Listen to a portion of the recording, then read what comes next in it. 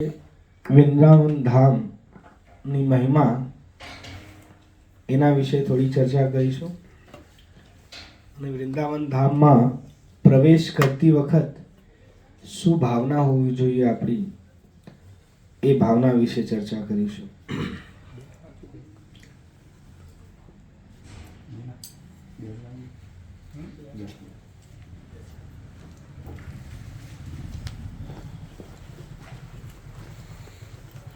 એક પુરાણમાં એવી કથા આવે છે, એક વખત ભગવાન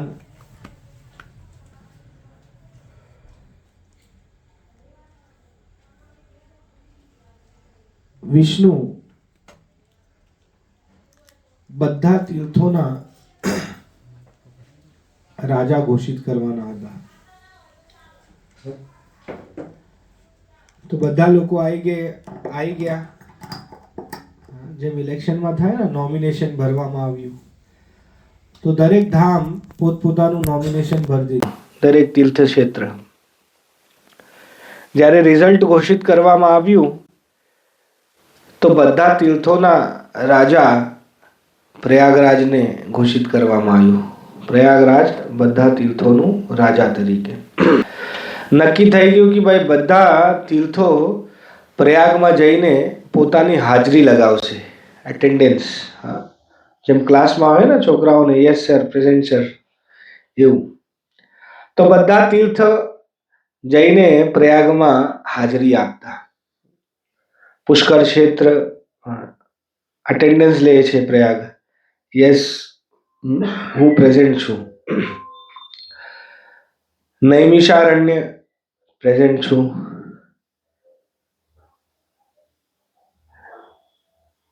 બીજા કાશી એ બી કે પ્રેઝન્ટ છું. બધા લોકો એ પ્રેઝન્ટી આપતા હતા. તો દરરોજ જઈને એ લોકો પ્રયાગમાં પોતાની હાજરી લગાવે. નારદજી એક વખત ફરતા ફરતા પ્રયાગરાજ જોડે પહોંચ્યા. તો પ્રયાગરાજને એમને પ્રશ્ન કર્યું, કેવું ચાલે છે? કે બરોબર છે, મને ભગવાને બધા તીર્થોનું રાજા ઘોષિત કરેલું છે, એ બધા લોકો હાજરી આપે છે મને. કે બધા લોકો હાજરી આપે છે? કે હા, બધા જ આપે છે. કે વૃંદાવન બી આવે છે હાજરી આપવા? કે આ તો તમે ધ્યાન દોર્યું, હું તો કદી જોયે નહીં વૃંદાવનને હાજરી આપતા. તો નારદજી કે પ્રયાગરાજને કે તમે પ્રશ્ન કરજો ભગવાન જોડે કે તમે જો મને રાજા ઘોષિત કર્યા હોય તો બધી મારી પ્રજા થઈ, તો વૃંદાવન કેમ મને હાજરી આપવા નહીં આવતી? તો એ ગયા પ્રયાગરાજ ભગવાન વિષ્ણુના જોડે અને એમને પ્રશ્ન કર્યો કે પ્રભુ, બધા લોકો હાજરી આપે છે, પણ આ વૃંદાવન મને હાજરી આપવા આવતો નહીં. તમે મને રાજા ઘોષિત કરેલું છે બધા તીર્થોનું. તો ભગવાને ઉત્તર આપ્યો કે તને હું બધા તીર્થોનું રાજા ઘોષિત કરેલું છું. આ વૃંદાવન તીર્થ નહીં, વૃંદાવન મારું ઘર છે. ઘરનું રાજા તને ઘોષિત કરવામાં આવ્યું નહીં. જ્યારે વરાહ ભગવાન હિરણ્યકશ્યપુ ના મોટા ભાઈ જે હતા હિરણ્યાક્ષ ગર્ભોદક સમુદ્રમાં પૃથ્વીને ડબોડી દીધું હતું. તો જ્યારે ડબોડી દીધું તો હિરણ્યાક્ષ ને પછી મારવા એમને યુદ્ધ લડવા માટે કોણ આવ્યા? વરાહ રૂપમાં શુકર અવતાર ભગવાને ધારણ કર્યું. શુકર અવતાર ધારણ કરીને પૃથ્વીને એ જલમાંથી બહાર કાઢ્યા. વરાહ ભગવાને જંગલી શુકર હોય ને, એને દાંત હોય, તો દાંત ઉપર સ્થિત કરીને, તો દાંત ઉપર સ્થિત કરતી વખત બે જગ્યા સ્પર્શ થયું પૃથ્વીને, બે દાંત ઉપર. તો એક જગ્યા એ પ્રશ્ન ઉઠ્યો કે આખી પૃથ્વી જલમાં હતી તો બધું જલમગ્ન થઈ ગયું. તો જે બે સ્થાન હતા જેના ઉપર દાંત ઉપર એ ટકેલા હતા, એ બે સ્થાન હતા, એક વૃંદાવન, એક માયાપુર. એ બે સોલિડ વધ્યા હતા, બીજા બધા લિક્વિડેટ બધું પાણી પાણી હતું. તો બે ઉપર ટકાઈને વૃંદાવન ધામને એમને બહાર લાયા. સપોર્ટ જોવા 3 ટ્રાયપોડ હોય ને, આ ટ્રાયપોડ છે. 3 વસ્તુઓનું 3 સ્પોટનું સપોર્ટ જોવે. 2 સ્પોટ તો દાંત થઈ ગયું, ત્રીજો સ્પોટ થયું ભગવાનનું મસ્તિષ્ક વચ્ચે. તો એ સ્થાન કયું છે? બારામુલ્લા જે જગ્યા છે ને અત્યારે, એનું એકચ્યુઅલ નામ છે વરાહ મૂલ. વરાહ મૂલ એ નામ શું થઈ ગયું? બારામુલ્લા. ક્યાં છે? જમ્મુ કાશ્મીરમાં છે ને. એ ત્રીજો સ્પોટ એ હતું જ્યાં ભગવાને સપોર્ટ લીધો. તો એ લીલાથી ભગવાન ઘોષિત કરે છે કે પૃથ્વીના બીજા બધા જે ભૂભાગ રહ્યા એ તો બરોબર છે, પણ જે આ 2 સ્થાન મુખ્ય છે અમારા ધામ છે. તો મારા ધામ હોવાના કારણે પ્રલયના સમયમાં પણ એનું નાશ થતું નહીં. જ્યારે મહાપ્રલય થાય ને તો બધું જ સમાપ્ત થઈ જાય, કશું જ નહીં વધતું. મહાપ્રલયમાં આખું બ્રહ્માંડ સમાપ્ત થઈ જાય, પણ ભગવાનનું ધામ નિત્ય છે. ભગવાનનું ધામ ટેમ્પરરી નહીં, એ ભૂભાગ નહીં. પૃથ્વી માતા પ્રશ્ન કરે છે વરાહદેવને કે પ્રભુ, એટલા દિવસ સુધી હું પાણીમાં રહી, પાણીમાં બધું જીવન ના રહી શકે. વૃક્ષ આદિને પાણીમાં ડબોડી રાખો, કેટલા દિવસ ટકી રહે? તો બધું પૃથ્વી એકદમ કોવાઈ ગઈ હતી. પણ પૃથ્વી માતાએ કીધું કે આ 2 સ્થળ જે છે એકદમ હરા ભરા, એકદમ લીલોતરી છે, અહીંયા આ કેવી રીતે શક્ય છે? તો ત્યારે વરાહદેવે ઉત્તર આપ્યું કે આ જે 2 જગ્યા છે આ મારા ધામ છે. આ મારા ધામ હોવાના કારણે આને પ્રલયમાં બી નાશ નહીં થતું. આ તો પ્રલય નતું, એટલે આનું તમે તમારો ભાગ ના સમજો. આ મારો ધામનો હિસ્સો છે. એ હું અહીંયા પ્રકટ કરેલું છું, કેમ કે મને અહીંયા લીલા કરવા માટે આવવાનું હોય છે. એવું જ બીજા ધામ બી છે, દ્વારકા ધામ, અયોધ્યા ધામ, એ બી ધામ છે. તો એમની બી સ્થિતિ એમને જ રહે, એ પણ કદી સમાપ્ત થતી નહીં. એ પુરીઓ છે, સપ્તપુરી જે કહેવાય ને. તો આ મુખ્ય વાત રહી કે ભગવાનનું ધામનું આ મહત્તા કે પ્રલયમાં બી એનું નાશ થતું નહીં. એક વ્યંગ્યની વાત એક ભક્ત બતાવતા હતા કે એક બ્રજવાસી, બ્રજમાં રહેવા વાળા, જે વૃંદાવન ધામ છે ને બ્રજ ક્ષેત્ર કહેવાય, 84 કોષમાં ફેલાયેલું જે ભૂભાગ છે એને બ્રજ કહેવાય છે. તો એક બ્રજવાસી અમેરિકા ગયો, ત્યાં એને ફોન જોયો. એ કે આ શું છે? કે આ ફોન છે, આનાથી શું થાય? કે આનાથી ભગવાન જોડે વાત થઈ શકે. તો એને લીધું અને લગાયો અને ભગવાન જોડે વાત કરી. તો એ ભાઈને પૂછ્યું કે ભાઈ વાત થઈ ગઈ? કે હા વાત થઈ ગઈ. 10 મિનિટ વાત થઈ કે $100 આપો. તો એને આપી દીધું બ્રજવાસીએ. તો એને કીધું કે મારા ત્યાં બી કદી આવજો, વૃંદાવન આવ્યા હોય તો મને મળજો. તો એ વૃંદાવન આવ્યો. વૃંદાવન આવ્યો તો એના જોડે બી ફોન હતું. એ અમેરિકી વ્યક્તિ પૂછે કે ભાઈ આ ફોન આનાથી શું થાય? કે ભગવાનથી વાત થાય. લગાડ્યો, એ અડધો કલાક વાત કરી. એને અડધો કલાક વાત કર્યા પછી શું થયું? કાપ્યું. હવે કે કેટલું આપું? કે $2. કે હું તમારી જોડે $100 લીધું, તમે $2. તો એ કે તમે અમેરિકામાં હતા ને, તમને ઇન્ટરનેશનલ ISD કોલ લગાડવું પડે એટલે વધારે રેટ હોય. મારું તો લોકલ જ છે, અહીંયાના જ ભગવાન છે, વૃંદાવનમાં જ છો તમે, એટલે લોકલ ચાર્જ વધારે હોતું નહીં. વૃંદાવનના જ છે ને, એમને લાઇટ મોડ. તો વૃંદાવન ધામની મહિમા આટલી બધી કેમ કહેવામાં આવી છે કે બીજા બધા ધામોમાં ભગવાનની બાલ લીલા નહીં થતી. દ્વારકા ધામમાં બાલ લીલા થાય? નહીં થાય. બાલક રૂપમાં ભગવાન પોતાના જે ગોલોક વૃંદાવન ધામ છે, જે પરવ્યોમમાં સ્થિત છે, એ જગ્યા ઉપર પણ બાલ લીલાઓ, ભગવાનની જન્મ લીલા થતી નહીં. કોઈએ ભગવાનને ત્યાં જન્મતા જોયા નહીં, અહીંયા જોયા છે.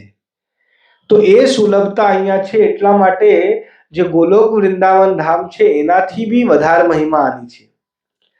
એની મહિમા કેમ વધારે છે? બીજું કારણ એ બી છે કે એ ધામમાં જવા માટે બહુ યોગ્યતા જોવે. હા, દરેક વ્યક્તિ પેલા ધામમાં જઈ શકતો નહીં, પણ આ ધામમાં થોડા ઘણા બી પુણ્ય કરેલા હોય એ વ્યક્તિને પ્રવેશ મળી જાય છે, કેમ કે આ કૃપા કરે છે ધામ. ભગવાનના કૃપા સિવાય આપણે એવું નહીં સમજવાનું કે આપણે ટિકિટ કાઢીને ગાડી બેસા અને પહોંચી ગયા વૃંદાવન. એનાથી જ પહોંચી જવાતું નહીં.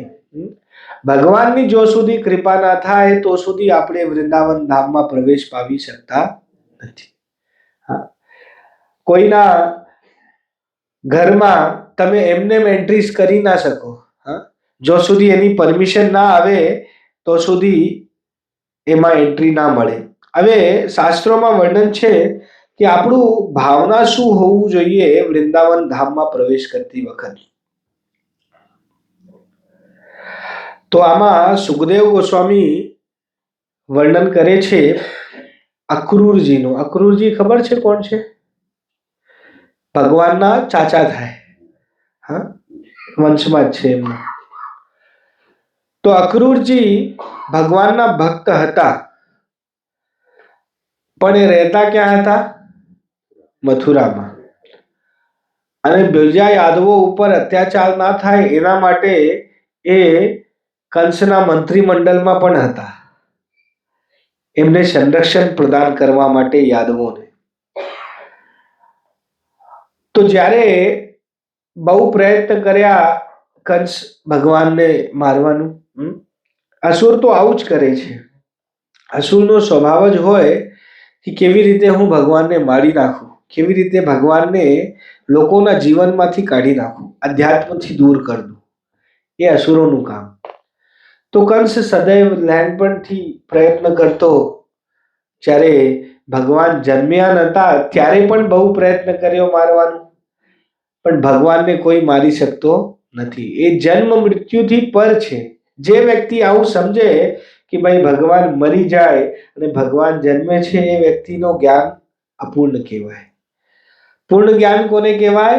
કે ભગવાન ગોવિંદમ આદિ પુરુષમ તમહમ ભજામિ. અનાદિરાદિર ગોવિંદ સર્વ કારણ કારણ. બ્રહ્માજી બ્રહ્મ સંહિતામાં કહે છે ઈશ્વર પરમ કૃષ્ણ સચ્ચિદાનંદ વિગ્રહ અનાદિરાદિર ગોવિંદ સર્વ કારણ કારણમ. પરમ ઈશ્વર કોણ છે? શ્રી કૃષ્ણ. ઈશ્વર પરમ કૃષ્ણ. એમનું વિગ્રહ શરીર, જે આપણું શરીર હોય પંચ મહાભૂતોથી બનેલું હોય. આપણા શરીરમાં અલગ અલગ પ્રકારના પરિવર્તનો થાય, ડિગ્રેડેશન થાય, મૃત્યુ બી થાય, પણ ભગવાનનું શરીર પંચ મહાભૂતોથી બનેલું નહીં. પણ આપણું શરીર પંચ મહાભૂતોથી બનેલું છે એટલે આપણે શું વિચારીએ ભગવાનનું બી એવું જ હશે. પણ ભગવાનનું શરીર આપણા જેવું નહીં. એમનું શરીર પંચ મહાભૂતોથી નહીં બનેલું. એમનું શરીર બનેલું છે સતચિત આનંદમય, સચ્ચિદાનંદ વિગ્રહ. અનાદિ. અનાદિ મતલબ એમનું સ્ટાર્ટિંગ પોઈન્ટ કોઈ નહીં કહી શકે. અનાદિ છે. આદિ. આદિ એટલે બધાના આદિ છે. આપણા બધાના પાછળ પાછળ. પ્રભુપાદજી કહેતા કે દરેકની વંશાવલી હોય ને, આપણાને બે પેઢીનું, 3 પેઢીનું, 5 પેઢીનું વધારેથી વધારે યાદ હોય. એનાથી આગળ તો પ્રભુપાદ કહેતા કે the last person standing in this Q will be Krishna. આપણા પરંપરામાં પાછળ પાછળ જતા રહેશો તો જે છેલ્લો વ્યક્તિ ઉભો હશે એ કોણ હશે? એ કૃષ્ણ છે. એના પાછળ કોઈ નહીં, એ સૌથી ઉપર. હા, એ આપણા વંશ. આપણે ભગવાનના જ અંશ છીએ. દૈવી ભગવદ્ ગીતામાં કહે છે ને મમય વાંશો જીવ લોકે જીવભૂત સનાતન. તો આપણે સનાતન છીએ અને આપણે ભગવાનના અંશ છીએ. તો ભગવાનના અંશ હોવાના કારણે આપણામાં બી એ ગુણો છે, પણ માઇન્યુટ માત્રામાં. આપણે ભગવાન નહીં બની શકતા, આપણે જીવ છીએ, નાનું. તો જે બહુ પ્રયત્ન કરે મારવાનું, એ લોકો પ્રયત્ન કર્યા, પણ કંસથી એ સંભવ થયો નહીં. એ સંભવ ના થયો તો પછી એને એક આઈડિયા આવ્યું કે કૃષ્ણને આમંત્રિત કરીએ અહીંયા મથુરામાં. ત્યાં જઈને આપણે નહીં મારી શકતા એટલે એને શું કરીએ? અહીંયા આમંત્રિત કરીએ અને અહીંયા લાવીને પછી મારવાનો પ્રયત્ન કરીશું. હવે આમંત્રણ આપવા માટે એવો એક વ્યક્તિ જોવે જે વ્યક્તિને એ લોકો બી સારું સમજે છે કે આ નુકસાન નહીં કરશે એમનું. એટલા માટે એમને અક્રૂરજીને સિલેક્ટ કર્યા. અક્રૂરજી કંસના બી પક્ષમાં હતા, ખાલી ઉપર ઉપર, પણ વાસ્તવિકમાં તો ભગવાનના પક્ષમાં હતા. તો એમને આમંત્રણ આપવા માટે અક્રૂરજીને મોકલ્યા.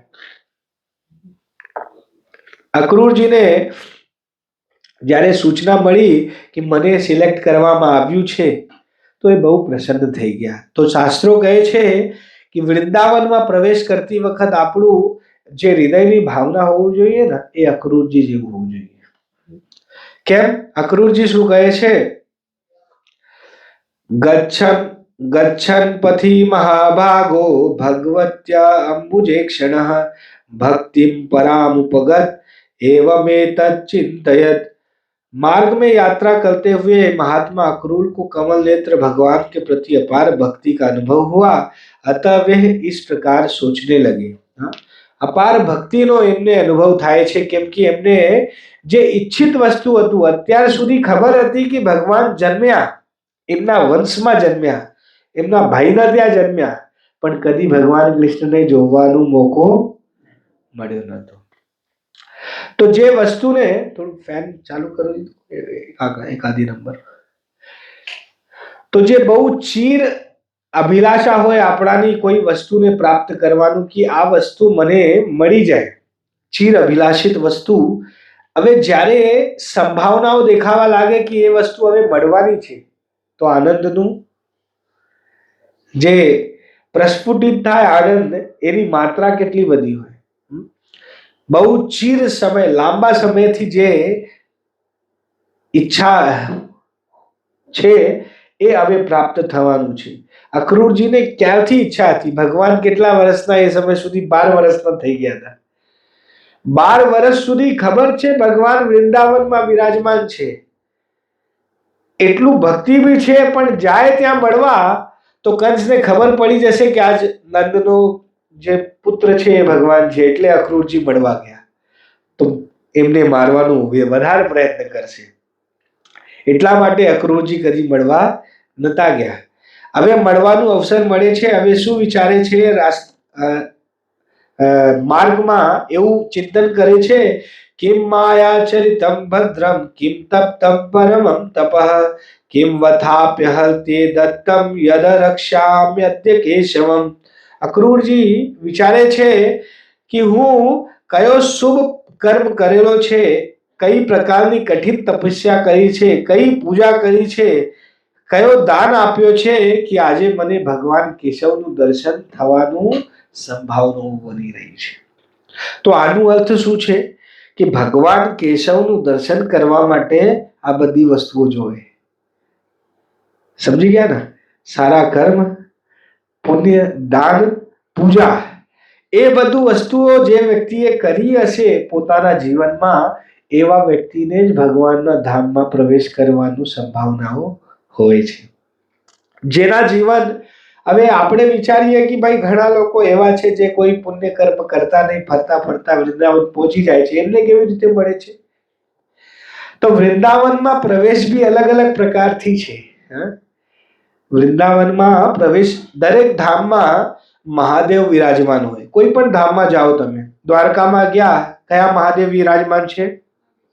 નાગેશ્વર મહાદેવ, બરોબર. ત્યાં જાઓ જગન્નાથપુરીમાં, ત્યાં બી છે કયા ભગવાન છે? મહાદેવ. ભુવનેશ્વર, સાંભળ્યું છે ને? વૃંદાવનમાં જશો ત્યાં બી મહાદેવ છે, અલગ અલગ જગ્યા ઉપર અલગ અલગ નામથી. ગોપીશ્વર મહાદેવ, ભૂતેશ્વર મહાદેવ, મથુરામાં ભૂતેશ્વર મહાદેવ નામથી. તો જેટલા પણ ભગવાનના ધામો છે એ ધામના સંરક્ષક રૂપે મહાદેવ ત્યાં વિરાજમાન છે. અને જે વ્યક્તિ ખાલી ત્યાં સૈર સપાટા માટે, ફરવા માટે, ખાલી નવી એક ચેન્જ, રૂટીનથી બોર થઈ ગયો હોય એ ચેન્જ માટે જાય, તો મહાદેવ શું કરે? વૃંદાવન ધામ અને એના વચ્ચે એક આવરણ નાખી દે. જેમ આ દરવાજા ઉપર આપણે એક પડદો નાખી દઈએ, એક પડદો નાખી દે, એને દેખાશે વૃંદાવન, પણ કેવું દેખાશે? આ ગંદી નાળીઓ વહી રહી છે, નાળીમાં ગંદો પાણી જાય છે, યમુનામાં શુકર ફરી રહ્યા છે, ધૂળ દેખાય છે, કેટલું ટ્રાફિક છે, એને શું દેખાશે? આ બધું દેખાશે. કેમ? કેમ કે મહાદેવ એમના આંખના અને ધામના વચ્ચે આવું આવરણ નાખી દીધું. ધામ પોતાનું સ્વરૂપ દરેક વ્યક્તિના સામે પ્રકટ કરતો નથી. એવું ધામમાં ચિન્મયતા હોય છે કે ભૂભાગનો હિસ્સો નહીં, એના કારણે એનામાં ચિન્મયતા છે કે દરેક વ્યક્તિના સામે એની દિવ્યતા પ્રકટ કરવી નહીં. અકબર એક વખત હરિદાસજી જોડે ગયા. હરિદાસજી એટલે બાકે બિહારીની પ્રકટ કરવા વાળા. હરિદાસજી જોડે ગયા. એમને હરિદાસજીના એક શિષ્ય હતા તાનસેન. તાનસેન કોના શિષ્ય છે? હરિદાસજીના. તો તાનસેન એટલા સરસ ગાતા હતા કે જે અકબરના દરબારીઓમાં એ મુખ્ય એક નવરત્નોમાં એક રત્ન હતા. તો એને વિચાર્યું, એક વખત પ્રશ્ન કર્યો તાનસેનને કે ભાઈ તું આટલું સારું ગાયન ગાય છે કે તારા ગુરુ કેટલા મસ્ત ગાતા છે, મને એમનું સાંભળવું છે. તો તાનસેને ના પાડી કે મહારાજ તમને ત્યાં એન્ટ્રી જ નહીં મળે, એ સંતોને રાજા મહારાજાથી લેવા દેવા નહીં. સંતોના સામે બધા જ લોકો એક જ બરાબર હોય. વ્યક્તિને લાગે કે ભાઈ આ ઘણી વખત સંતો સન્માન આપતા હોય શ્રેષ્ઠ જનોને, કેવા શ્રેષ્ઠ પદ જે ધરાવતા હોય, એનું કારણ શું હોય છે સમજો તમે. એનું કારણ એ નહીં કે કોઈ લાભની ઈચ્છા હોય એમને. સાચા સંતો હોય એ લોકો એમનું સન્માન એટલા માટે કરે કે ભાઈ આ વધારે પદ ધરાવે છે તો એનામાં અહંકાર હશે. જો આપણે એને થોડું સન્માન નહીં આપીશું તો જે સંભાવનાઓ બની છે એને ભક્તિ પ્રાપ્ત કરવાની એ પણ જતી રહેશે, એ સંતોથી દૂર થઈ જશે. એના માટે સંતો થોડું એને અપકાર આપે છે કે ભાઈ આવો બેસો. બાકી સંતોના દૃષ્ટિમાં તો ગમે તે વ્યક્તિ હોય બરાબર જ છે.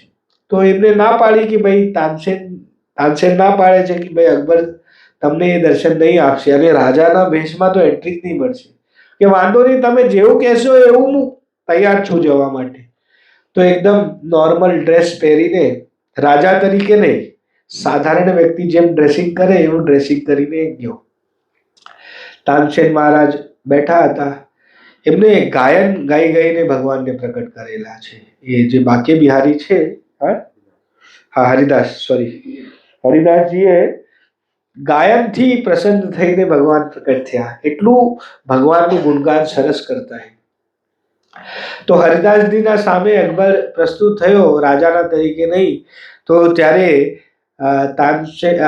એ હરિદાસજીને નિવેદન કરે છે કે હું કોઈ સેવા કરવા માંગુ છું, તમે કોઈ સેવા બતાવો. તો એમને કીધું કે વાંધો નહીં, તમે એક કામ કરજો, જે યમુના ઘાટ છે ત્યાં ઘાટ ઉપર એક સીડી થોડી તૂટી ગઈ છે, એટલું નિર્માણ કરાવી દો. તો એને રાજાનું અહંકાર તો હોય જ ને અંદર. તો એ કહે કે હું રાજા છું અને તમે આટલું નાનકડું નિર્માણ કરવા કહો છો. વધારે તમે માગી શકો તો આખું વૃંદાવનને રિનોવેશન કરવાનું હોય તો હું કરી નાખું, ખાલી તમે આટલું જ કીધું.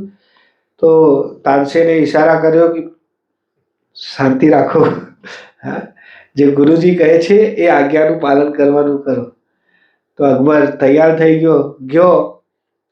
હવે હરિદાસજીની એમાં ઈચ્છા એ હતી કે ધામની દિવ્યતા એને દેખાડી. હરિદાસજીના આજ્ઞાથી એ ગયો અને જ્યારે જોયો તો ચિન્મય ધામનું એને દર્શન થયું છે. સંતો કોઈના ઉપર કૃપા કરી શકે એવું પાત્ર અપાત્ર જોતા નહીં. અકબર કોઈ પાત્ર હતો નહીં, પાત્ર હતો તો એમને દેખાડ્યા. શું કર્યું કે જે ઘાટનો નાનો ટુકડો તૂટેલો હતો એ બાજુ જોવા ગયો તો આખું સીડી જે હતી ને ઘાટની એકદમ દિવ્ય રત્નોથી બનેલી. હવે એવા રત્ન હતા, ભલે રાજા પણ એવા રત્ન કદી એને જોયા જ નતા. જ્યારે જોઈને પાછા આવ્યો તો હરિદાસજીના ચરણોમાં પડી ગયો. એ કહે કે મહારાજ, આખું મારું સામ્રાજ્ય વેચી નાખું ને તો એ જે ઘાટનું થોડું હિસ્સો છે તૂટેલો ને એ હું નિર્માણ કરી શકતો નહીં.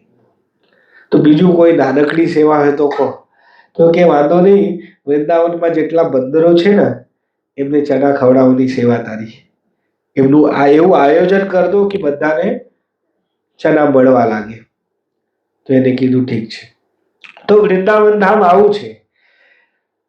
તો જે આવરણ છે એને હટાડવા માટે શું ઉપયોગિતા, કેવી રીતે આવરણ હટે? એ આવરણ હટે શ્રવણથી. આપણે પોતાનું આંખોનું અહંકાર લઈને ધામમાં પ્રવેશ કરીએ અને વિચાર કરીએ અમે ભગવાનનું દર્શન આ આંખોથી કરી લઈશું તો એ અહંકાર તૂટી જ જશે. કેમ કે આપણી આંખો ભૌતિક આંખો છે. ભગવદ્ ગીતામાં જ્યારે ભગવાન શ્રી કૃષ્ણ વિશ્વરૂપ દેખાડ્યા ત્યાં એના પહેલા અર્જુનને શું કીધું કે દદામિ દિવ્ય ચક્ષુ પ્રદાન કરું છું તને. એ દિવ્ય ચક્ષુથી તું મારું દર્શન કરી શકીશ, નહીં તો મારું દર્શન કરવું શક્ય નહીં. તો આપણે ભૌતિક આંખો લઈ જઈને દિવ્યતાનો અનુભવ કેવી રીતે કરી શકીએ? હા, જેને ચશ્માના નંબર હોય, સાધારણ વસ્તુઓ દેખાતી નહીં ચશ્મા વગર. હા, ઓળખીતા ના હોય તો ચશ્મા કાઢી દઈએ તો ખબર નહીં પડશે કે આ વ્યક્તિનું ફેસ સ્ટ્રક્ચર કેવું છે. હવે એ અહંકાર લઈને જઈએ કે મારા આંખથી હું દર્શન કરી દઈશ. તો બાકે બિહારી મંદિરમાં એક વ્યક્તિ, એક ભક્ત હતા.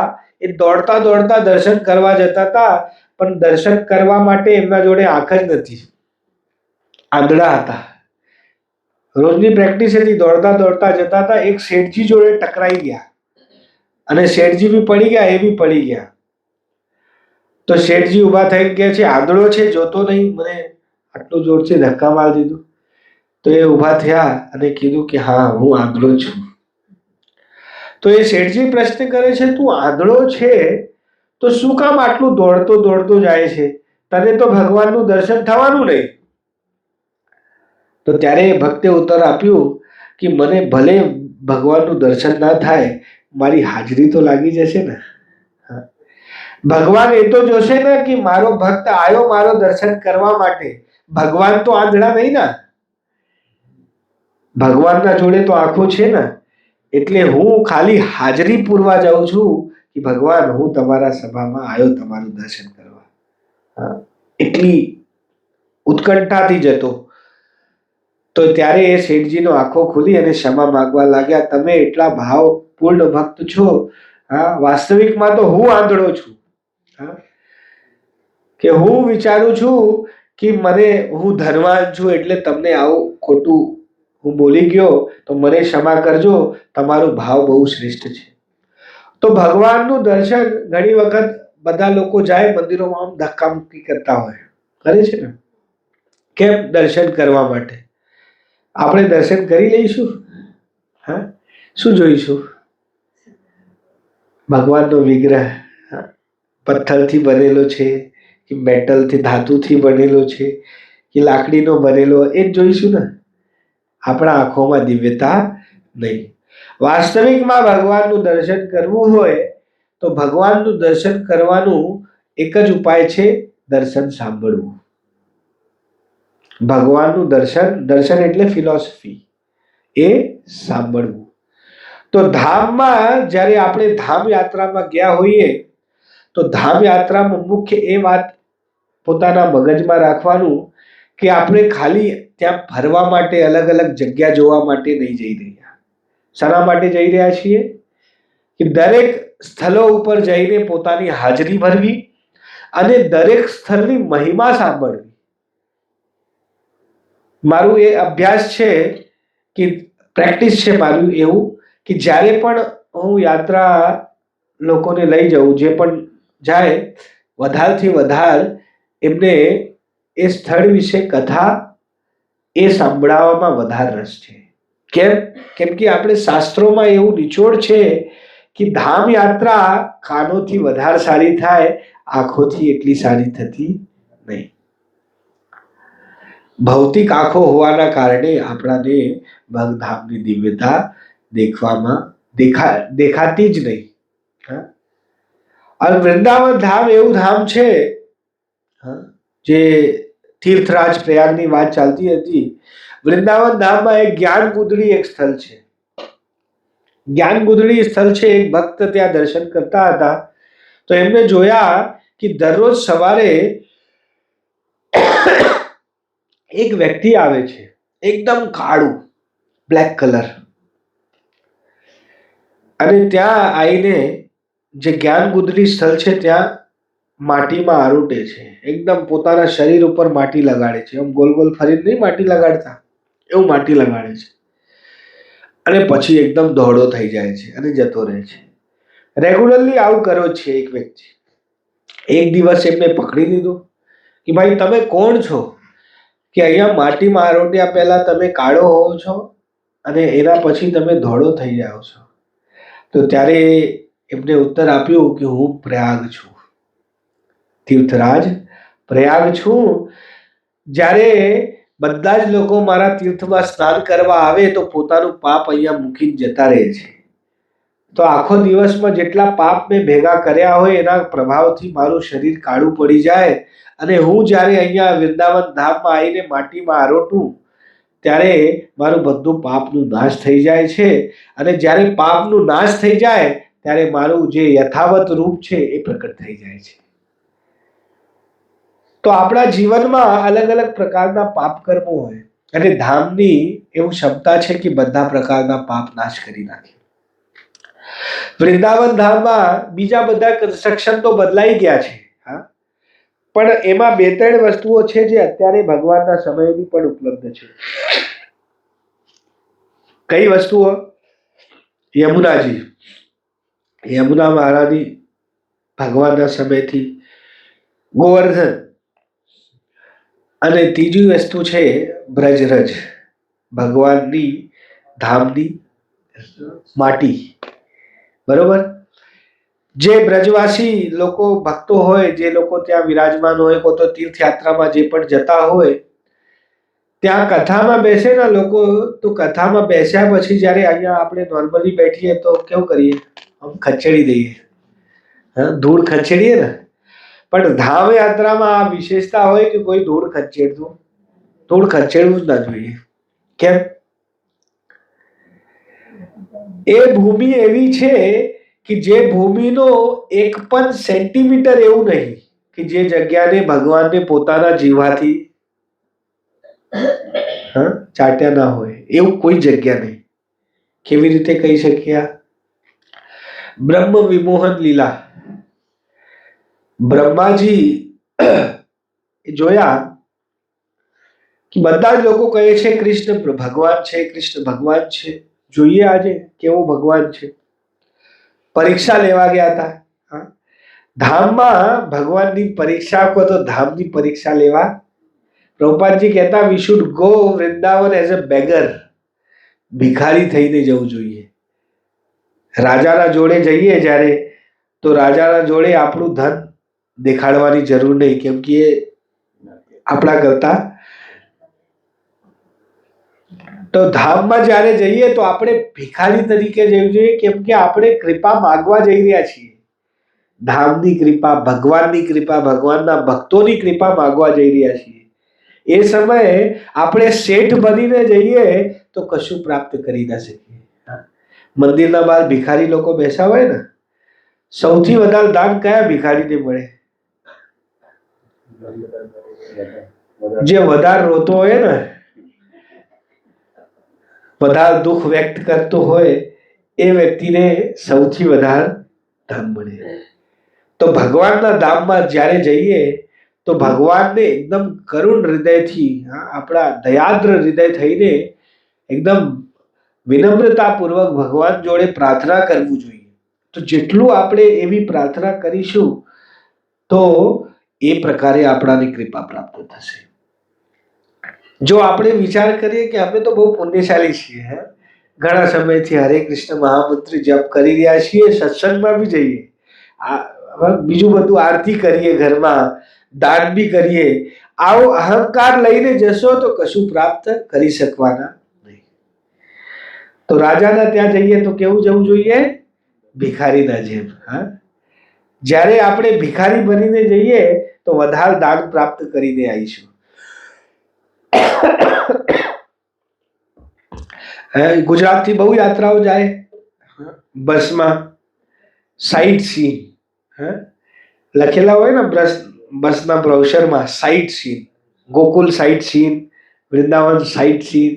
એ સાઇટ સીન નહીં.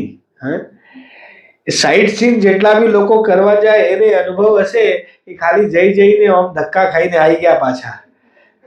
એ સાઇટ સીન કરવા વૃંદાવન ધામમાં નહીં જવું જોઈએ. વૃંદાવન ધામમાં એટલા ઘણી વખત હું પ્રભુજીને કહેતો કે જેટલા લોકો પણ જાય એમને કહો કે ભક્તોના સંઘ જોડે, યાત્રા જોડે જાય. હવે જે લોકો યાત્રા જઈ રહ્યા છે ને એ પોતાનો અનુભવ આવીને કહેશે ને તમને ખ્યાલમાં આવશે કે વૃંદાવન ધામની યાત્રા કરવી કેવી રીતે જોઈએ. તો વાત ચાલતી હતી આપણી, શું કહેતો હતો હું?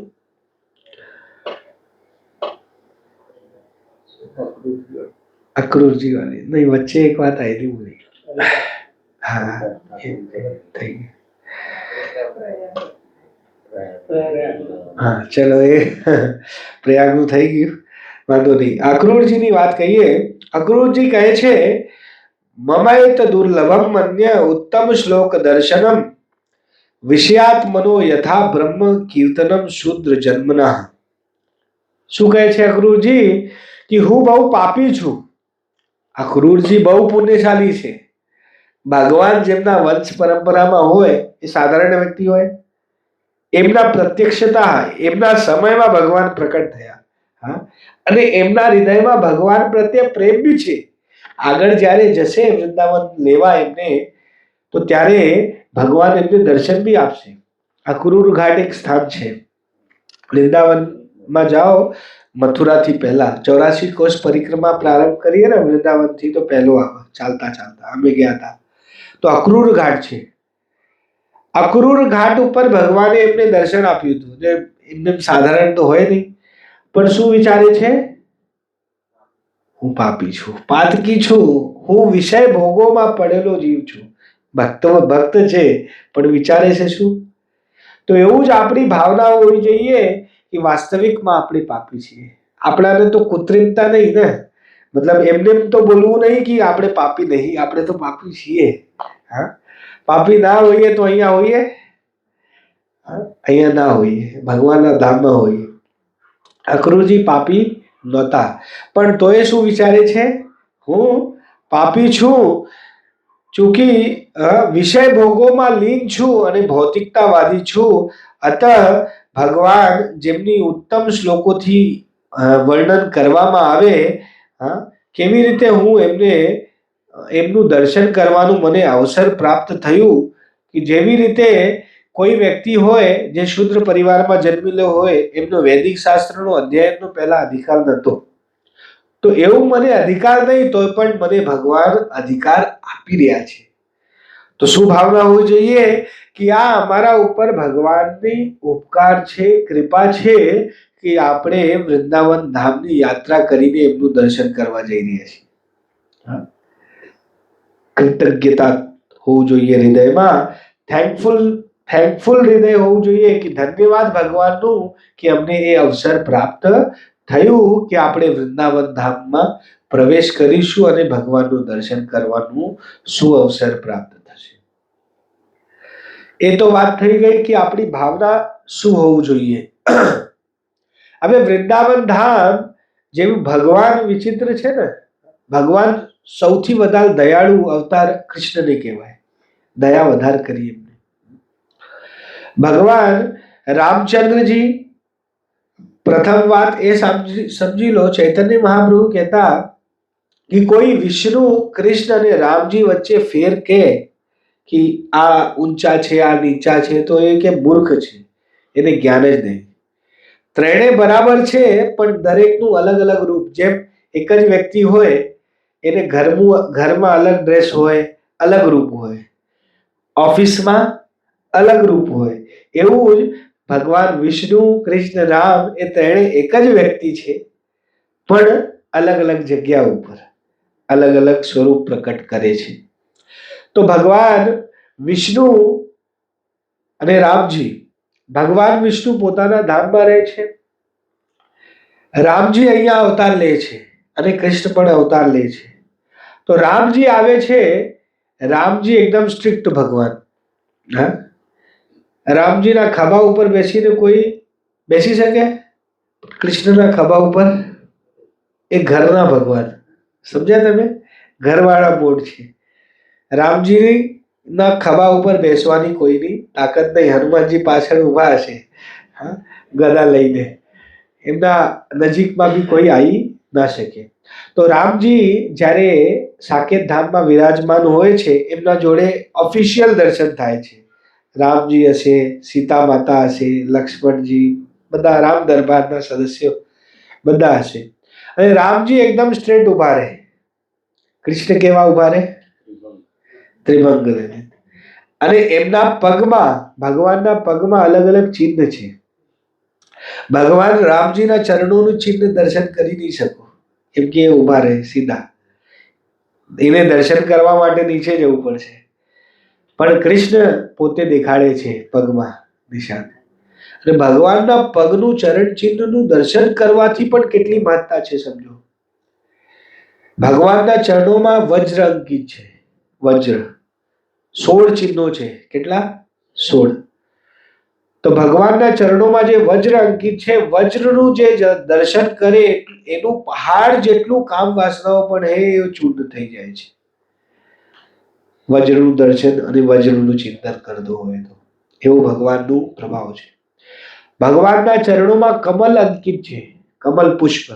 એનું જે દર્શન કરે, કમલ પુષ્પ જેવું, જે કમલ પુષ્પ હોય એ કાદવના વચ્ચે હોય, પણ એને કાદવ સ્પર્શ કરે? સ્પર્શ કરતો નહીં. પાણી સ્પર્શ કરે? નહીં સ્પર્શ કરતો. તો જે વ્યક્તિ ભગવાનના ચરણોના કમલને દર્શન કરે એ વ્યક્તિ સંસારમાં એવો રહે જેવો કમલનો પુષ્પ. સંસારમાં રહેતો પણ એને ભૌતિકતા અડતી નહીં, ભૌતિકતા સ્પર્શ નહીં કરી શકતી. તો ભગવાન બહુ દયા કરે છે. રામચંદ્રજી જ્યારે વનમાં ગયા તો બધા ઋષિ મુનિઓ હતા. ઋષિ મુનિઓ હતા. તો ઋષિ મુનિઓએ જોયા કે સીતા માતા રામચંદ્રજીની સેવા કરે છે. તો એ લોકોની બી અભિલાષા થઈ કે અમે પણ ભગવાનનું સહચરી બનીને સેવા કરીએ. હવે ભગવાનને રામચંદ્રજીને ખબર હતી કે આ ઋષિ મુનિઓ રૂપ બદલી શકે, સ્ત્રી પણ બની શકે. તો ભગવાન રામચંદ્રજીએ પહેલા સ્ટોપ કરી દીધું કે ભાઈ રૂકો, હું તમારા જોડે લગ્ન કરી શકતો નહીં, કેમ કે હું એક પત્ની વ્રત ધારણ કરેલું છું આ જન્મમાં. જ્યારે હું કૃષ્ણ રૂપમાં આવીશ ત્યારે તમે બધા ગોપીઓ બનજો. હા, તો ભગવાન કૃષ્ણે શું કર્યું? એ બધા ઋષિ મુનિઓ જે હતા એ બધા એમને ગોપી તરીકે, એ ગોપીઓ એ ઋષિ મુનિઓ બી હતા. અલગ અલગ કેટેગરીના ગોપીઓ છે, એ બી હતા એવા. તો ભગવાને સ્વીકાર કર્યો. જ્યારે શૂર્પણખા રામચંદ્રજીને તરફ આવી તો રામચંદ્રજી જ્યારે જોયા કે આ બહુ પરેશાન કરે છે તો એમને લક્ષ્મણજીને ઈશારો કરી દીધો, લક્ષ્મણજી હવે એને જોઈ લેજો તમે. તો લક્ષ્મણજીએ શું કર્યું? નાક કાન કાપી નાખ્યું. નાસિકા, નાસિક જે સ્પોટ, નાસિક જે જગ્યા છે, નાસિકા કાપવામાં આવ્યું એટલા માટે એનું નામ થયું નાસિક.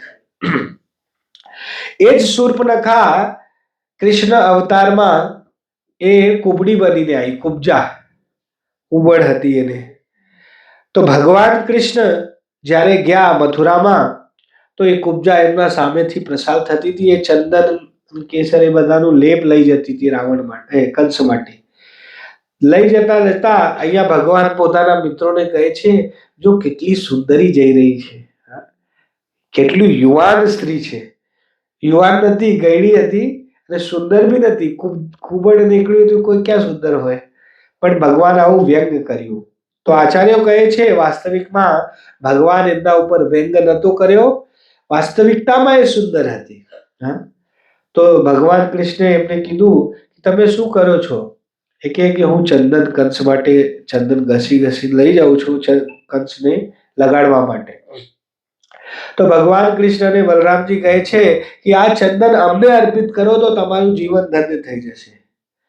તો એને ભય ના કર્યો કે સ્પાય હોય ને, બધા સિક્યુરિટી ગાર્ડ્સ હોય કંસના. એમને ખબર પડી જાય કે કંસનો ચંદન કૃષ્ણને અર્પણ કરી દીધું તો બીજા દિવસે ફાંસી થઈ જાય એને.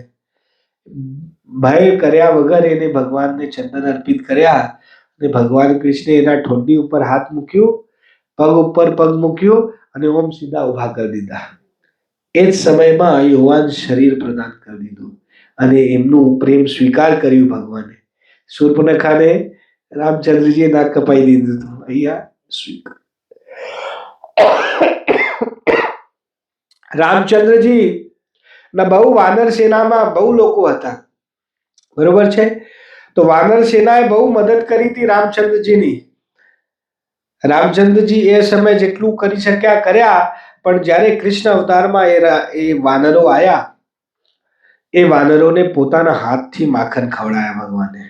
હા, તો આજે વૃંદાવનમાં જે બંદર હોય છે ને, એ ભગવાનના પાર્ષદો છે, એમનાથી ખીજાવાનું જરૂર નથી. હા, એ પહેલા ચના ખાતા હતા, હવે ફ્રૂટી પીએ, એટલું પરિવર્તન થઈ ગયું છે. હા, હવે મનુષ્યો બરોબર ટાઈમે એમને ભોજન હાલતા નહીં તો બેચારા શું કરે? તમારા ચશ્મા લઈ જાય. તો તમે ચશ્મા લઈ જશે તો તમે ફ્રૂટી આપશો તો એ ચશ્મા કદાચ આપી દેશે. એમાં બી બાર્ગેનિંગ હોય ને. વેપારીના જોડે જાઓ, તમે બોલો 10 રૂપિયા, એ કે નહીં 10 નહીં 20, તમે કે 12 રૂપિયા. હા, છેલ્લે બાર્ગેનિંગ થતા વચ્ચે જો પહોંચો તો એક ફ્રૂટીમાં માની જાય તો બરાબર, નહીં તો બીજી આપવું પડે.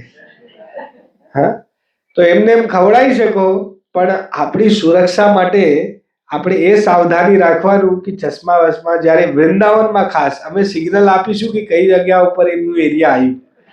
હા, એટલે ત્યારે ચશ્મા, મોબાઈલ એ બધું સુરક્ષિત મૂકી દેવાનું. બરોબર. દરેક યાત્રી જોડે એક સાઈડ બેગ હોવું જોઈએ. સાઈડમાં નાની બેગ હોવું જોઈએ, એમાં મોબાઈલ, પર્સ, ચશ્માનો ડબ્બો એ રાખવાનું અને પાણીની બોટલ. એટલી વસ્તુઓ દરેક વ્યક્તિને સાઈડ બેગમાં રાખવી જોઈએ. તો એનાથી શું થશે, જ્યારે સિગ્નલ આવશે કે ભાઈ હવે એરિયા આવ્યું બંદરોનું, તો ચશ્મા અંદર અંદર મૂકવાનું. જ્યારે અંદર મંદિરમાં પહોંચી જાઓ દર્શન કરતી વખત જ ચશ્મા કાઢીને પહેરવાનું, દર્શન કરીને ફરી મૂકી દેવાનું. બરોબર, અને પછી બહાર આવવાનું. ઠીક છે, એ વસ્તુનું વિશેષ ધ્યાન રાખવું. તો ભગવાનના પાર્ષદો છે, એમનાથી ખીજાવાની જરૂર નહીં. થોડું ઘણું ખાવાનું પીવાનું લઈ જવાનું, પણ એવું ટ્રાન્સપરન્ટ પોલિથીનમાં નહીં લેવાનું કે એમને દેખાઈ જાય. નહીં તો એક એક લેવા માટે એમને મજા નહીં આવતી, આખું લઈ જાય. જ્યારે ખેંચવા આવે તો તમને બીક લાગે, નુકસાન થઈ શકે. એના માટે ખાવાનું વસ્તુઓ તો લેવાનું નહીં. વિશેષતા લેવાનું હોય તો જેમ ગોવર્ધન પરિક્રમામાં જશો તો ત્યાં ચના, કેળા એ બધું વેચતા હોય, લો 50 રૂપિયા આપવા, ખવડાવી દો ભાઈ, એવું કરવાનું. બરોબર. તો ધામમાં ગયા હોય તો સેવાની ભાવના પણ આવશ્યક છે. અક્રૂરજી જ્યારે ગયા તો ત્યારે કંસ એમને નવો રથ આપ્યો, એકદમ બ્રાન્ડ ન્યુ રથ. એના ઉપર કોઈ દિવસ ગયો નતો. કોના માટે? કૃષ્ણ માટે. તો કંસ એવું આપ્યું તો અક્રૂરજી પ્રસન્ન થઈ ગયા. કંસને લાગ્યું કે આ રથ જોઈને પ્રસન્ન થઈ ગયા છે કે હું એમને રથ આપું છું. પણ એ પ્રસન્ન કયા વસ્તુ માટે થયા હતા કે હું આ નવી ભેટ ભગવાન કૃષ્ણને અર્પણ કરવા જઈ રહ્યો છું. અને જઈને રસ્તામાં શું વિચારે છે અક્રૂરજી? અક્રૂરજી વિચારે છે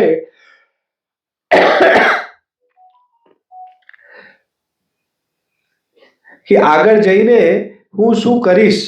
એ કહે છે કે જ્યારે હું જઈશ ત્યારે કૃષ્ણ અને બલરામ દૂધ દોતા હશે, ત્યારે હું જઈને એમના પગે લાગી જઈશ, દંડવત પ્રણામ કરીશ મારા પ્રભુને જોઈને. આવું ભાવનાઓ વ્યક્ત કરે છે. આપણે પણ ધામમાં જઈએ તો આપણી એ ભાવના હોવી જોઈએ કે ધામમાં જઈને આવી રીતે આપણે. ઘણા લોકો જાય ધામમાં, ક્યાં ગયા હતા ભાઈ? બાકે બિહારીની ગલીમાં. બાકે બિહારીની ગલીમાં લસ્સી બહુ ફેમસ છે, રબડી બહુ ફેમસ છે. ગુજરાતી યાત્રા છે એટલે ખાવાનું પીવાનું તો રહેશે. હા, તો બધા ત્યાં જશે અને કહેશે કે હા શું કર્યા ભાઈ? બાકે બિહારી લાલ કી જય, દર્શન કર્યું અને પછી રબડી ખાધી. તો જે લોકો ખાલી ખાવા પીવા માટે જાય એમના માટે શું, એ છઠ્ઠીકરા રોડ ઉપર આગળ જ એકદમ દુર્ગા માતાનું મોટું વિશાળ મૂર્તિ છે, હનુમાનજીની મૂર્તિ છે. વૃંદાવનમાં એમને પ્રવેશ નહીં આલતા દુર્ગા માતા જે ખાવા પીવા જાય.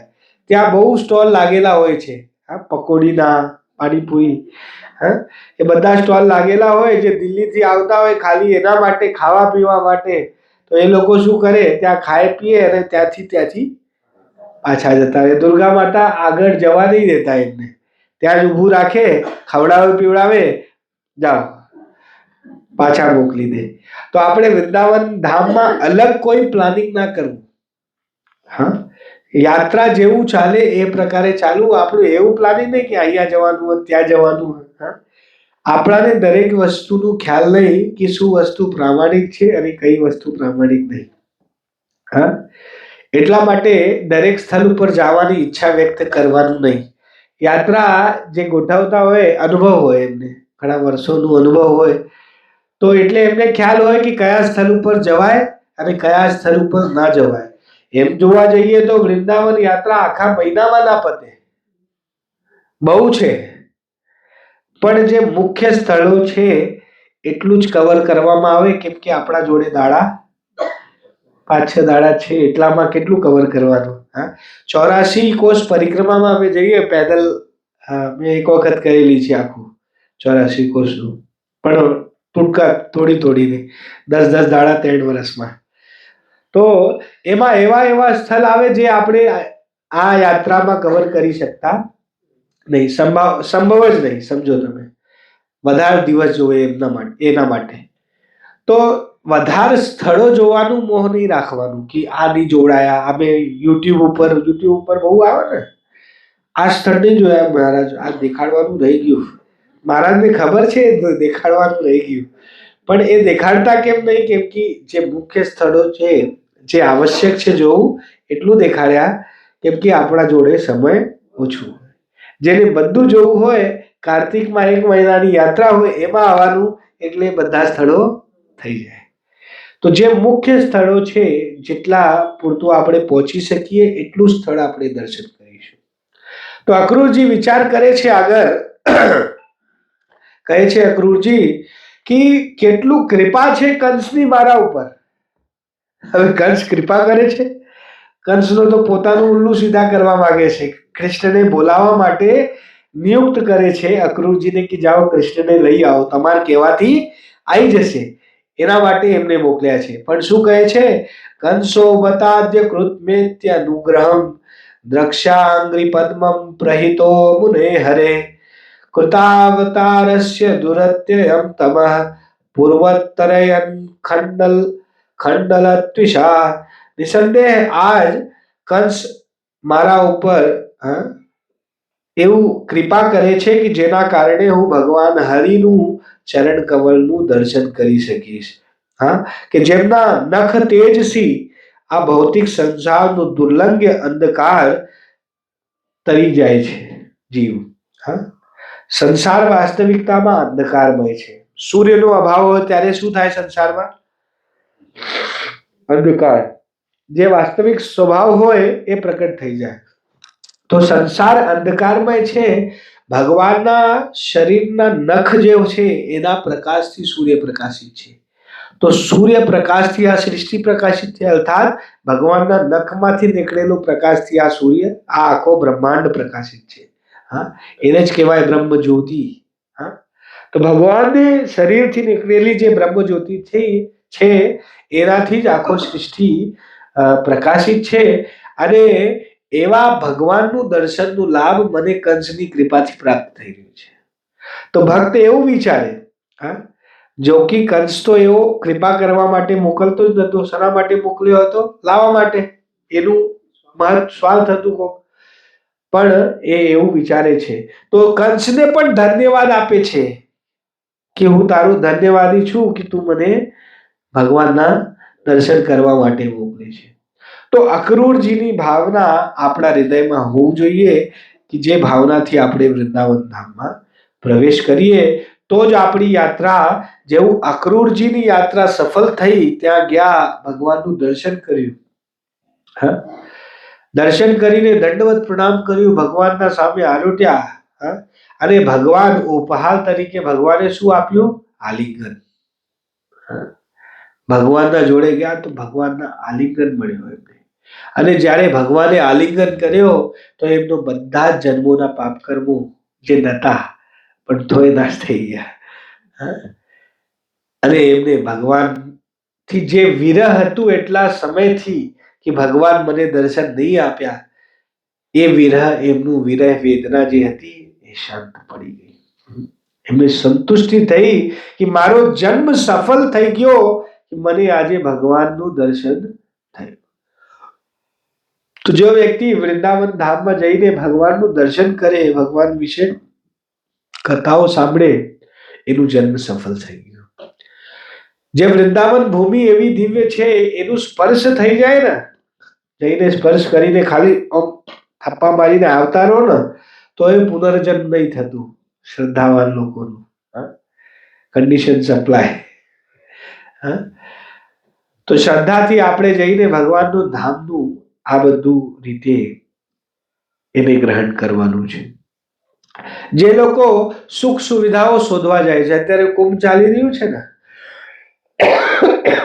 કુંભમાં બહુ સુખ સુવિધાઓ શોધવા માટે લોકો, હા, એમને રૂમ જોવે, હીટર વાળું રૂમ જોવે, હા, બેડ જોવે, આ જોવે, તે જોવે. વાસ્તવિકતામાં કુંભનું અર્થ છે તપસ્યા. ત્યાં જઈને તપસ્યા, કલ્પવાસ કરવાનું. 1 મહિના સુધી લોકો કલ્પવાસ કરે ત્યાં. એક ટાઈમ અન્ન ગ્રહણ કરે, એક ટાઈમ ફલાહાર કરે, સ્નાન કરે ગંગામાં 2 વખત. બાથરૂમમાં સ્નાન નહીં કરતા, દરરોજ ગંગામાં સ્નાન કરે ડાયરેક્ટ જઈને. હા, તો તપસ્યા કરવાની આપણી તૈયારી હોવું જોઈએ. ધામમાં જઈએ અને વિચારીએ કે એસી નહીં ચાલતું ને, એક યાત્રામાં અમે લઈ ગયા હતા બધાને, તો નવા નવા લોકો બી હોય, તો જતા રહ્યા. એક ભાઈ આવ્યો દોડતો, પ્રભુજી ટીવી નહીં ચાલતી.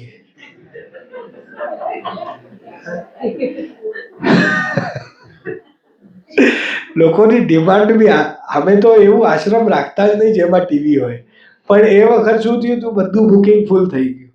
છેલ્લે હોટલ મળી, એમાં ટીવી હતા બધા રૂમમાં. તો એ ભાઈ કમ્પ્લેન કરે કે રિમોટ આ ટીવી નહીં ચાલતી. આપણે ટીવી જોવા ગયા છીએ. હા, આપણે ધામમાં ભગવાનનું દર્શન અને એમની કથાઓ સાંભળવા ગયા છીએ. એટલે આ બધી ભૌતિક વસ્તુઓનું આગ્રહ રાખવું નહીં. આપણા ઘરમાં ક્યાં સુવિધા ઓછી છે, જેમ ઘરનું ત્યાગ કરીને વૃંદાવન ધામમાં જઈ રહ્યા છો. બેસો, ઘરમાં મોટું સ્ક્રીનનું ટીવી છે, હવે તો મોટું સ્ક્રીન નહીં લગાડી હાલશે ને, ઘરમાં જ રહો, ટીવી જો અને એસીનું મજા લો. આપણે શું કરવા જઈ રહ્યા છીએ? ભગવાનનું દર્શન, કથા અને ભગવાનનું તીર્થયાત્રા કરવા. બરોબર છે? તો એના માટે જઈ રહ્યા છીએ. તો એ બધું ભૌતિક વસ્તુઓનું આગ્રહ નહીં રાખવું. એક ભાઈ આવ્યો દોડતો દોડતો, પ્રભુજી આજે પ્રસાદમાં મજા ના આવી.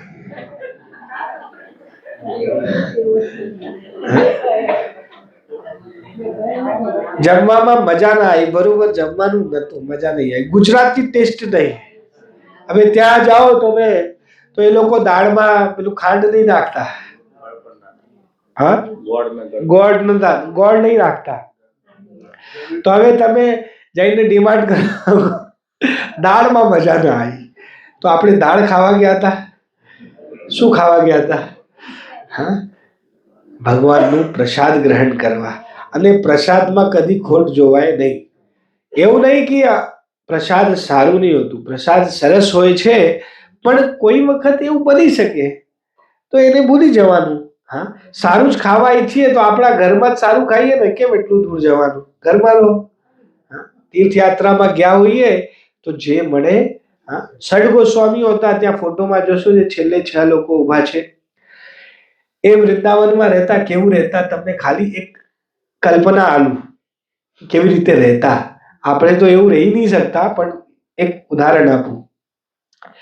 તો દરરોજ ભોજન બનાવવું, આ બધું જફા કરવું, એમાં એ ટાઈમ જાય, એના માટે ભજનનું ટાઈમ નાખવું પડે. એટલા માટે એ લોકો શું કરતા? ભિક્ષા માંગતા, મધુકરી કહેવાય. તો 5 ઘરમાં જતા ને રોટલી માગીને લાવતા.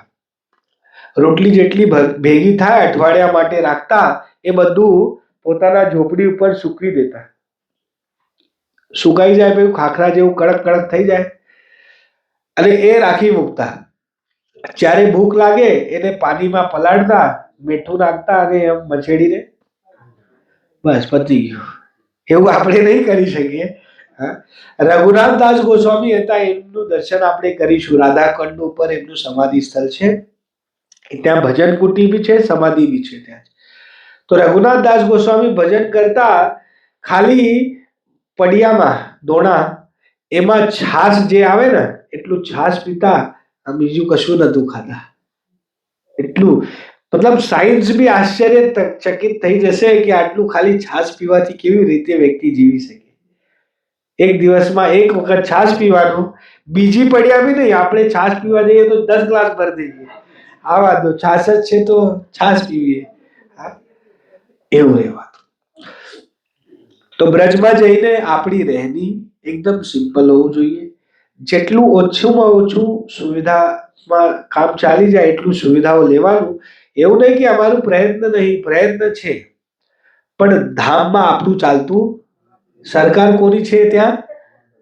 ભગવાનની. રાધા રાણીનું સરકાર ચાલે, એટલે બધું આપણા કંટ્રોલમાં નહીં. તો ધામમાં સુખ સુવિધાઓ શોધવા જે જાય એ સુખ સુવિધાઓથી સંતુષ્ટ કદી નહીં થવાનો. કેમ કે ધામ કોઈ 5 સ્ટાર હોટલનું સ્પોટ નહીં. ધામ 5 સ્ટાર ભક્તિનું સ્પોટ છે. ત્યાં એકદમ 100% શુદ્ધ ભક્તિ જે દુર્લભ છે એ પ્રાપ્ત કરવાનું સ્થાન છે, અને એ જ લેવાનું આગ્રહ વિશેષ રાખવું જોઈએ આપણને. એ ધામનું મહત્તા છે. તો જેટલા લોકો પણ જાય વૃંદાવન ધામમાં, આ ભાવના લઈને જાય કે અમે ધામથી ભક્તિ પ્રાપ્ત કરીને આવીશું. ધામમાં બીજું વસ્તુઓ નહીં. ધામમાં ભક્તિ પ્રાપ્ત કરવા માટે જઈ રહ્યા છીએ. એ પ્રાપ્ત થઈ કે નહીં એ જોવા માટે મહત્વપૂર્ણ છે. અને ધામમાં જાઓ, ઘણા લોકો હોય ધામમાં જાય ગપ્પા મારે. ટાઈમ મળ્યું જ્યારે ગપ્પા મારવાનું ચાલુ કરી દે. ધામમાં એવું મહિમા છે, એક માલા જપો ને તમે, એક માલા 108 મણકા હોય ને, 108 મણકાના એક માલા જપો, 108 વખત મહામંત્રોનો જપ કરો તો એક મણકા 1000 થઈ જાય. Multiply by 1000. એમાં બી અલગ અલગ તિથિ હોય. આપણે જઈએ તો 11 બી આવશે. એમાં એક 11 બધા ઉત્સવો જ છે. એમાં રામાનુજાચાર્યનું પ્રાકટ્ય છે, લાઈનસર એકદમ ઉત્સવો છે. નિત્યાનંદ પ્રભુનું પ્રાકટ્ય છે 10 તારીખે. નિત્યાનંદ પ્રભુ, જય શ્રી કૃષ્ણ ચૈતન્ય પ્રભુ નિત્યાનંદ કહીએ ને, એ બલરામજીના અવતાર છે. તો એવા સમયમાં તો મલ્ટીપ્લાય બાય 10,000 ટાઈમ્સ થઈ જાય. એક માળા કરો એટલે 10,000. બધા જેટલા પણ ભૌતિક બ્રહ્માંડમાં જે જગ્યાઓ છે, સ્વર્ગલોક તો નેચું કહેવાય. આધ્યાત્મિક સંસારમાં સૌથી નેચરનું સ્પોટ છે વૈકુંઠ. વૈકુંઠથી ઉપર છે મથુરાપુરી. મથુરાપુરીથી ઉપર છે ગોવર્ધન, અને ગોવર્ધનથી બી ઉપર છે રાધાકુંડ. રૂપ ગોસ્વામી ઉપદેશામૃતમાં લખે છે કે રાધાકુંડ સંસારનું સૌથી શ્રેષ્ઠ તીર્થ છે. એનું લીલા એ જગ્યા ઉપર આપણે કહીશું. રાધાકુંડમાં જો તમે સ્નાન કરી લીધું, બ્રજવાસીઓ જે ભક્તો હોય ને ત્યાં અખંડવાસ જે કરતા હોય, એ કુંભમાં એ બધી જગ્યા કોઈ જગ્યા જતા જ નહીં. કેમ કે એમને ખબર છે કે વૃંદાવન ધામથી શ્રેષ્ઠ કોઈ ધામ નહીં. વૃંદાવન ધામમાં જે તીર્થ રાધાકુંડ છે એનાથી શ્રેષ્ઠ કોઈ જ તીર્થ નહીં. કેમ કે બધા તીર્થો ત્યાં આવીને નમસ્કાર કરે છે, પોતાનું જલ નાખે છે. એવા બધા જ તીર્થો સ્વેચ્છાથી આવીને. તો રાધાકુંડ એવું બહુ પવિત્ર સ્થળ છે. રાધાકુંડમાં સાક્ષાત રાધા રાણીનો તરલ સ્વરૂપ, લિક્વિડ ફોર્મ કહેવાય રાધા રાણીનું, એ બહુ પ્રિય છે. અને જે ગૌડીય વૈષ્ણવો છે એ લોકોનું પ્રમુખ તીર્થ માનવામાં આવે. એટલે વૃંદાવન ધામની યાત્રા જો તમે સરસ રીતે કરી લીધી કથા કીર્તન સાથે, તો બ્રહ્માંડના બધા તીર્થો આવી ગયા, કોઈ તીર્થ વધ્યું નહીં. ઘણા ગયડા થઈ ગયા હોય લોકો, મને કહેતા હોય કે મને 4 ધામ કરવું છે.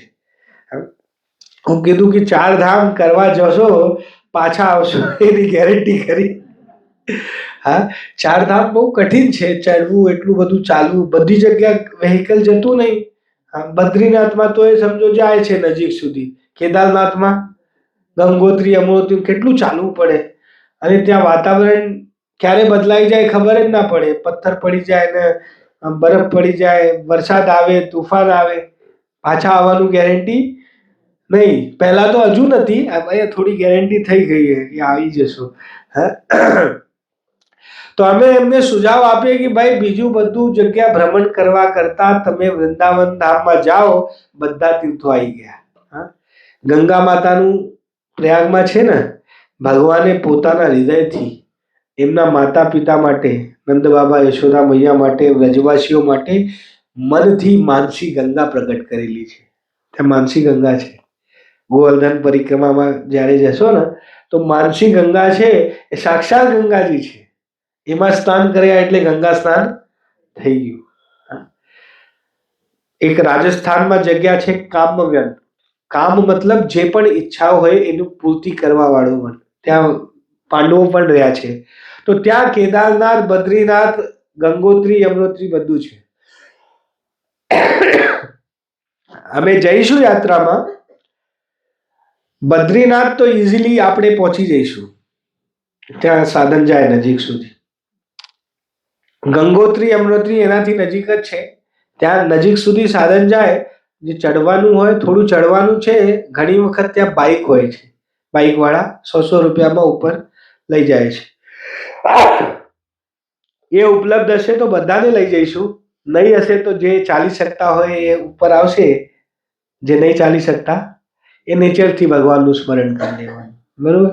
અને કેદારનાથ તો કઠિન છે, નેચરથી જ દર્શન કરાવવું પડશે, એ વધારે ચડવાનું છે. જેમ કેદારનાથ એ આદિબદ્રી છે. આદિબદ્રી, આદિબદ્રી મતલબ બદ્રીનાથમાં ભગવાન પ્રકટ થયા એનાથી પહેલા બી અહીંયા પ્રકટ છે. આદિબદ્રી, કેદારનાથ, ગંગોત્રી, યમનોત્રી બધું અહીંયા છે. હા. તો વ્રજધામ દર્શન કરી લીધું એટલે પાવર પેક સોલ્યુશન, શોર્ટકટ. આપણે બધું શોર્ટ જોવે ને. હા, તો એમાં બધું આવી ગયું. એ બધું ઇન્સ્ટ્રક્શન હતું. થોડું ઇન્સ્ટ્રક્શન હજુ છે. જે યાત્રીઓ છે એમના માટે વધારે બિસ્તરા નહીં લેવું, ઓછામાં ઓછા જેટલા બિસ્તરામાં થઈ જાય. ઠંડીનો થોડો કપડાં લઈ લેવાનું. હવે લાગે છે એવું ઠંડુ ઓછી થઈ રહી છે, લગભગ આપણા ગયા સુધી થોડું ઓછું થઈ જશે. બિસ્તરા ઓછા લેવાના. હા, જ્વેલરીઝ વગેરે અહીંયા જ મૂકીને જવાનું. જ્વેલરી વગેરે, જ્વેલરી કશું જરૂર નહીં. ઠીક છે. ખોટું સંભાળવું ને ટેન્શન લેવું એના કરતા. અને બેચરાજીને અહીંયા ને મૂકી જ જજો, બેચરાજી જોડે નહીં લઈ જતા. હા, બેચરાજી જોડે લઈ જશો તો તમારું આખું મગજ બેચરાજીમાં જ રહેશે, ધામમાં રહેશે નહીં. ઘરમાં શું થયું, દુકાનમાં શું થયું, મકાનમાં શું થયું, ફેક્ટરીમાં શું ચાલે છે એ ભૂલી જવાનું. 7 દિવસ માટે એકદમ વિરામ આપી દેવાનું. ફક્ત ને ફક્ત જ્યારે ટાઈમ મળે માળા લઈને, બધા યાત્રીઓ જોડે માળા હોવું જોઈએ. જેને ના આવડતું હોય માળા શીખી લેવાનું. 7 દિવસ માટે જે નહીં કરતા હોય એ ટ્રાય મારો, જો કેવું લાગે છે તમને ભગવાનનું નામ લેવાથી. તો મહામંત્ર જપ કરવાનું શીખી લેવાનું. અને યાત્રા પ્રારંભ થાય ત્યાંથી એક નિયમ લઈ લેવાનું કે મને દરરોજ આટલું માળા કરવાનું છે. વધારે કરી શકો, વધારે જ લેવાનું. ઓછું લેશો તો ગપ્પો મારશો. હા, વધારે નિયમ લેવાનું કે 16 માળા કરીશું, 32 માળા કરીશું એવું. જ્યારે બસમાં બેઠા માળા ચાલુ થવું જોઈએ. જ્યારે કીર્તન ચાલુ થાય ત્યારે બધાને સાથે સાથે બોલવું જોઈએ. અને રાત્રે વહેલા ઊંઘી જવાનું એટલે સવારે મંગળ આરતીમાં આપણે જઈ શકીએ. નહીં તો સવારનું ઊંઘ બહુ સારી લાગે ને. હા, મંગળ આરતી 4:30 વાગે થાય છે અને બહુ દિવ્ય અનુભવ છે. જે લોકો નહીં કરેલા હોય ને, અનુભવ કરશો ને તો તમને લાલસા થશે કે આજે મજા આવી, કાલે પણ ઉઠીશું. જોજો તમે, એ અનુભવ થશે. હા, તો સવારે વહેલા ઉઠીને નહીં ધોઈને, નજીક જ છે આપણા જે રોકાયા છીએ એનાથી નજીક જ છે ઇસ્કોન મંદિર, ચાલતા જાય એવું. તો મંગલ આરતીમાં ત્યાં પહોંચવાનું, મંગલ આરતી કરી તરત જ પાછું આવી જવાનું. એટલે આપણે જ્યારે ટાઈમ થાય એટલે આપણે એકઠા થઈએ. બીજું જે બારીક ઇન્સ્ટ્રક્શન છે એ ટાઈમે જે સમયમાં જે ઇન્સ્ટ્રક્શન હશે એ તમને મળતું રહેશે. ગ્રુપ બનાવવામાં આવશે અને આપણે અપરાધ કરીને આવીશું. લેવા ગયા છીએ ભક્તિ અને ઉલટું કરીને આવીશું અપરાધ.